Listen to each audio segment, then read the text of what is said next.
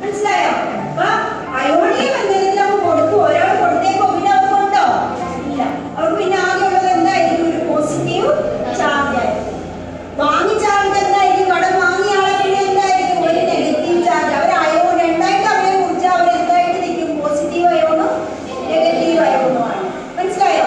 പക്ഷേ ഇവിടെ അങ്ങനെയല്ല. ഇവിടെ ആരും കൊടുക്കുന്നുമില്ല വാങ്ങുന്നുമില്ല. രണ്ടെണ്ണം രണ്ടുപേർക്കും തുല്യമായിട്ട് വെച്ചേക്കും. അതാണ് ഇത് സമം. അങ്ങോട്ട് ഇങ്ങോട്ട് സഹകരിച്ച് വെച്ചേക്കുവാണ്. അതുകൊണ്ടാണ് എന്ത് പറയുക?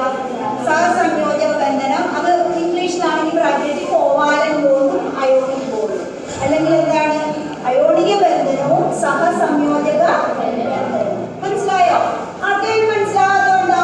രണ്ടുപേരുടെയും കൈ പിടിച്ച്. രണ്ടുപേരുടെയും കയ്യിൽ 6 പേനയുണ്ട്. ഇവർക്ക് എത്ര പേന വേണം? ഇവർക്ക് ഈ വഴിപ്പിടാൻ പോയി പഠിപ്പിക്കാതിരിക്കണമെങ്കിൽ സ്ഥിരമായിട്ട് ഇവർക്ക് വലിയ പ്രശ്നമില്ല. ഇങ്ങനെ 8 പേനയുണ്ട് രണ്ടുപേർക്കും വേണം. ഇല്ലേ? അപ്പൊ നിങ്ങളിവരുടെ പേര് വെച്ചു. അവരുടെ പേര് നെത്തി വെക്കും. നിന്നോ? അവിടെ നിന്നോ? രണ്ട് സൈഡിൽ നിന്നോ? എന്നിട്ട് നിങ്ങൾക്ക് ഇത് 8 ആക്കണം. അവിടുന്ന് 2 ഇങ്ങോട്ട് വെച്ചേ. 2 പേരെ ഇങ്ങോട്ട് വെച്ചേ. ഇവിടുന്ന് 2 പേരെ ഓണായിട്ട് വെച്ചേ. ഇനി ഒന്ന് എണ്ണിക്കേ. ഒരാൾക്ക് എത്ര ഉണ്ടെന്ന്. ഇതിപ്പോ നിങ്ങളുടെ കൂടാണ് അവരുടെ കൂടെ. ഇതിൽ കിണറൊക്കെ പൊതുവായിട്ട് ഉപയോഗിക്കുന്നില്ലേ? കുറെ വീടുകൾക്ക് എന്ന് പറഞ്ഞു. ഇനി ഒന്ന് എണ്ണിക്കേ. എത്ര ഉണ്ട്? എത്ര ഉണ്ട്? എത്ര ഉണ്ട്? 8. അപ്പൊ പോകാൻ എന്താണ് സഹസംയോജക ബന്ധനം? സഹസംയോജക ബന്ധനം എന്ന് പറയുമ്പോൾ കൊടുക്കുന്ന പോസിറ്റീവും അയോണിക ബന്ധനം. അയോണിക ബന്ധനം. സഹസംയോജക ബന്ധനം എന്ന് പറയുമ്പോൾ തുല്യമായിട്ട് ഷെയർ ചെയ്യുക. എന്റെ ആൾക്ക് കുറവ് കൂടുതൽ അങ്ങനെ ഇല്ലാതെ തുല്യമായി രണ്ടുപേരും ഒരു കോമണായിട്ട് സഹസംയോജക ബന്ധനം. അപ്പൊ നമ്മള് ഓക്സിജനിൽ എന്ത് കണ്ടു? ഓക്സിജൻ തന്മാത്രയിൽ എന്ത് ബന്ധനമാണ് കണ്ടത്? പിന്നെ ഹൈഡ്രജൻ ക്ലോറൈഡ്, ഹൈഡ്രോക്ലോറിക് ആസിഡ് കേട്ടിട്ടുണ്ടോ? ഹൈഡ്രോക്ലോറിക് ആസിഡ് കേട്ടിട്ടുണ്ടോ? ഒരു ആസിഡാണ്. നിങ്ങൾ ലാബിലെ ചെയ്തിട്ടുണ്ടോ? ഹൈഡ്രോക്ലോറിക് ആസിഡ് ചെയ്തിട്ടുണ്ടോ? Hydrochloric acid. പിന്നെ അതിന്റെ ഫോർമുല ഏതാണെന്ന് അറിയാമോ? ഹൈഡ്രോക്ലോറിക് ആസിഡ് ഇങ്ങോട്ടേക്ക് കൊടുക്കുക. ഇവിടെ ഏത് ചാർജ് വരും?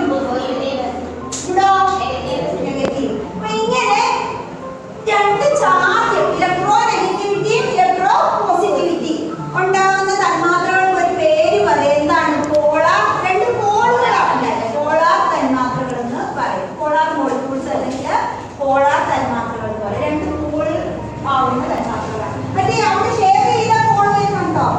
അവിടെ പൂർണ്ണമായിട്ട് കൊടുക്കുന്നുണ്ടോ? ഇല്ല. പൂർണ്ണമായിട്ട് വാങ്ങുന്നുണ്ടോ? ഇല്ല. അതാണ് അവിടെ എന്ത് പറ്റില്ല? ചാർജ് ഉണ്ടാവില്ല. അതുകൊണ്ടാണ് 2 സ്വഭാവങ്ങൾ ഇവര് കാണിക്കുന്നത്. എന്താണ്? അയോണിക സംയുക്തങ്ങളും അല്ലെ അയോണിക സംയുക്തങ്ങളും ഇതെന്താണ്? സഹസംയോജക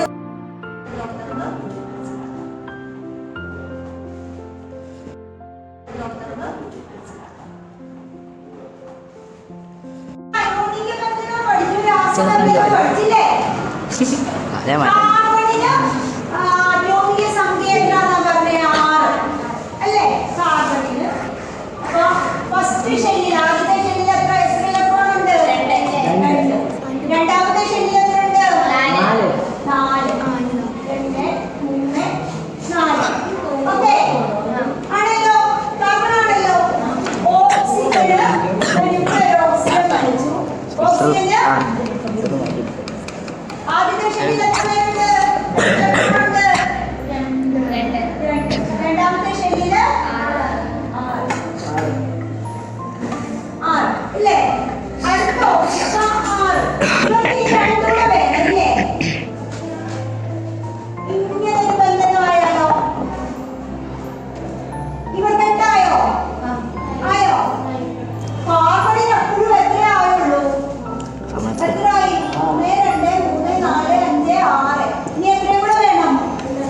2 കൂടെ വേണം. ഇവിടെ വേറെ ഒരു ഓക്സിജൻ ഇങ്ങോട്ട് ഓടി വരും.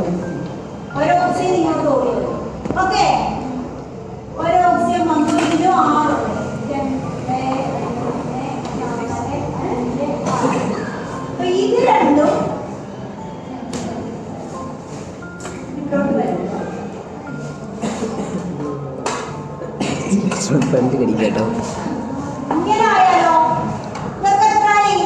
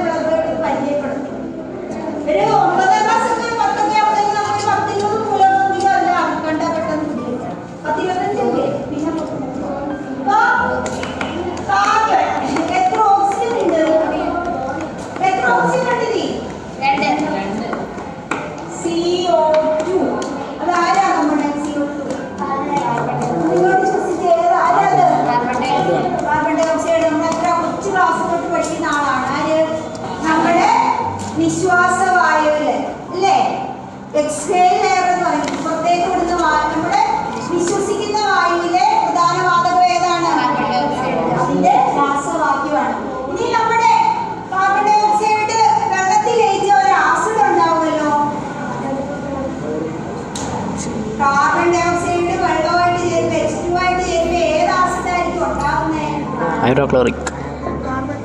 കാർബൺ ഡൈ ഓക്സൈഡ് ജലവുമായിട്ട് ചേരും.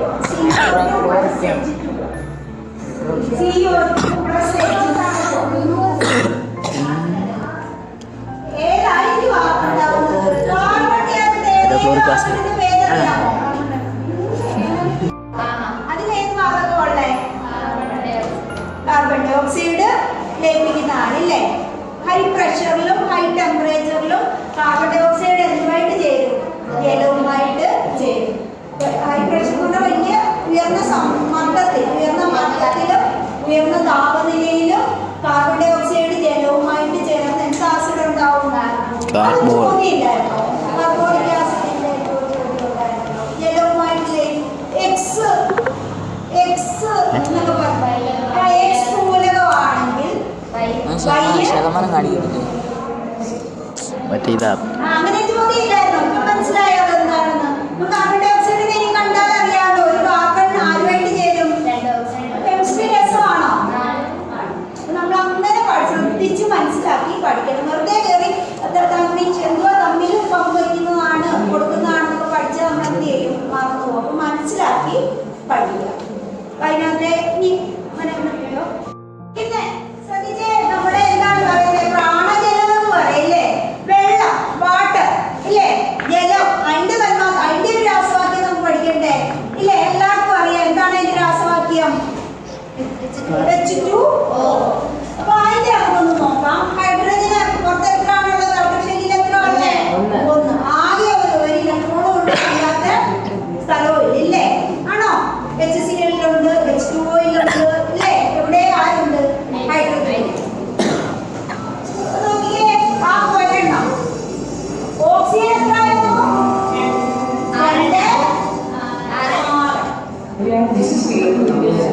2, 6. ഇയാൾക്ക് 1. ഇവിടെ 6 1 കൂടെ 7 ആയാൽ പറ്റുമോ? ഇല്ല. നമുക്ക് ഒരു ഹൈഡ്രജൻ മതിയില്ല. ഇപ്പൊ എത്രയായി? 6 എത്രയായി? 6 2 8. ഇവർക്ക് എത്രയായി? 2 ആയി. ഇല്ലേ? ഒന്നാമത്തെ ഷെല്ലിൽ 2 പോലെ 8 വേണ്ടല്ലോ. ഇവർക്ക് രണ്ടാമത്തെ ഷെല്ലിൽ എത്ര വേണം? ഇതാണ് നമ്മുടെ H2O